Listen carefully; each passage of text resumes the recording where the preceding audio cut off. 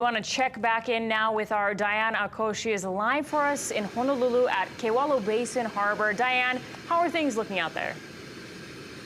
Well, Mika, things are pretty calm. Nothing much has changed since we last checked in with you. Photographer Glenn Tangan and I have been canvassing the Metro Honolulu area, just monitoring the storms and checking in with people and seeing what they're doing.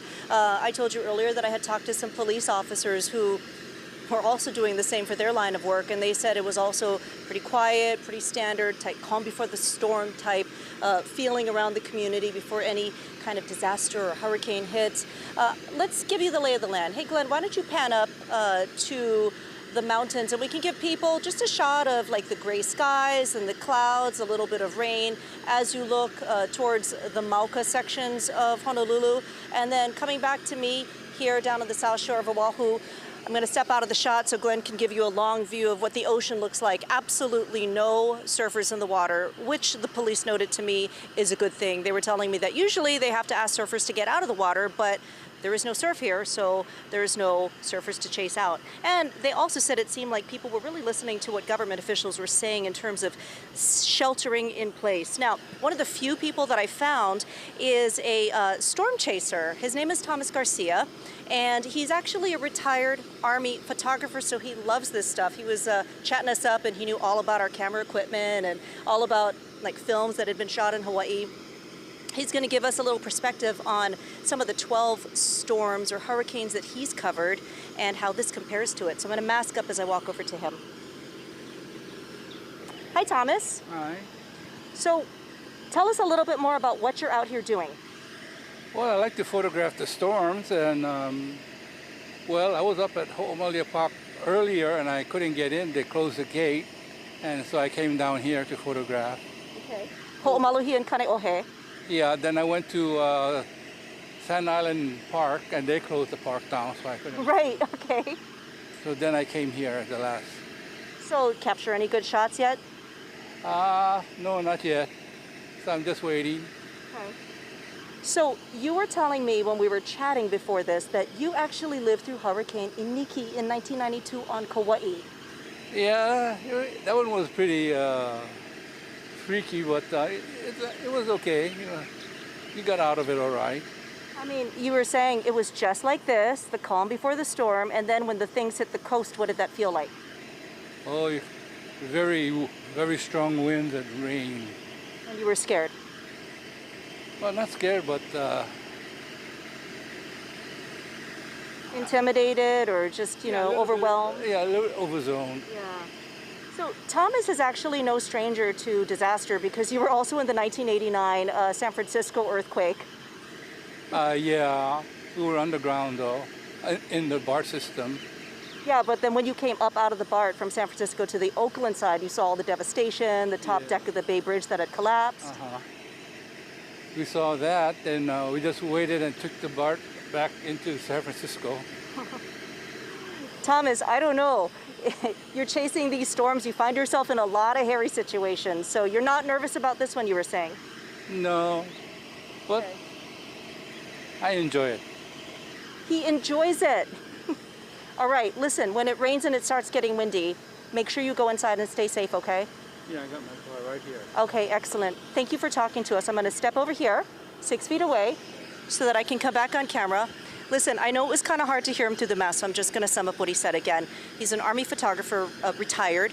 He's chased about 12 storms. He likes to come out and just capture shots. He said that this was similar to what he lived through in the Hurricane Iniki 1992 episode, and it was very similar to this, a lot of calm before the storm, and then, you know, when the winds came in, then it was a little overwhelming for him. And he also lived through the 1989 Bay Area earthquake up in San Francisco. So, I don't know, he partly chases disaster, but then disaster also seems to find him, and yet he's pretty mellow about it.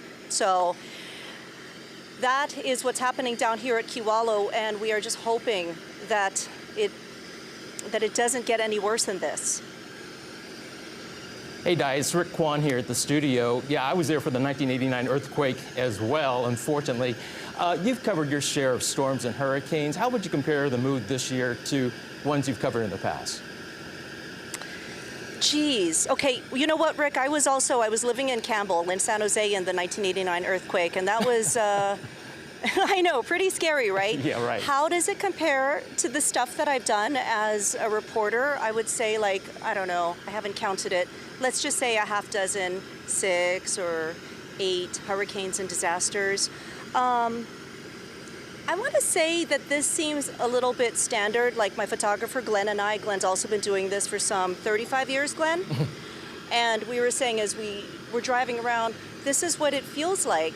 You know, everyone is sheltered in place. The streets are deserted. It's kind of a ghost town. One thing that we were also remarking on, though, is we said this really doesn't feel any different than what it felt like in April and May because of the lockdown during the pandemic with these deserted streets and the stores closed. So, yeah, it feels different, and yet it doesn't. Does that answer your question? More or less. It's good to see, though, that people are staying off the streets and they're listening to what the mayor was saying. Stay home if at all possible. You know what? You're right. Thank you for pointing that out. That is the one different thing. Usually people are getting a little more frustrated. Like I remember in the tsunami from maybe 2010 or 11, there were people that were sheltering in place or had evacuated vertically, but there was like shots of people who were in the water surfing in Waikiki and other locals going, what are you doing in the water? So at least this time, that is not happening out here at Kewalo Basin. Not that we've noticed, and not that the police I talked to have noticed. Yes? I wanted to ask you, so you've kind of been our eyes and ears around Oahu. I know you guys were driving around earlier, stopping at different spots. Did you happen to see any places on Oahu, boarded up? I know in Waikiki some shops were taking precautions. What did you happen to see in terms of preparation like that?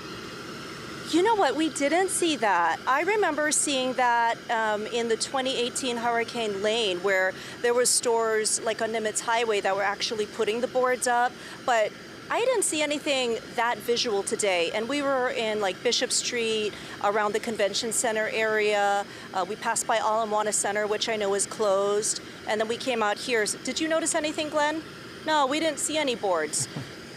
We did stop by the convention center where there was a fair bit of houseless people, is what the convention center organizers are telling me. And they were saying just because it's the urban location that's closest to a lot of the shelters or a lot of the houseless people, a lot of the people were evacuating there. And I talked to somebody who was staying at Next Step Shelter. They say it's very close to the ocean, so the shelter actually put them all in a shuttle and evacuated them to the convention center this morning.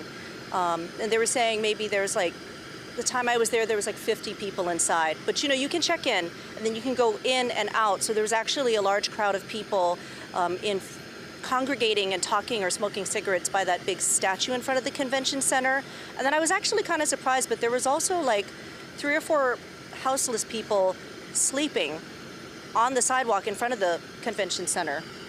So it at least seems like accommodations have been made for those less fortunate.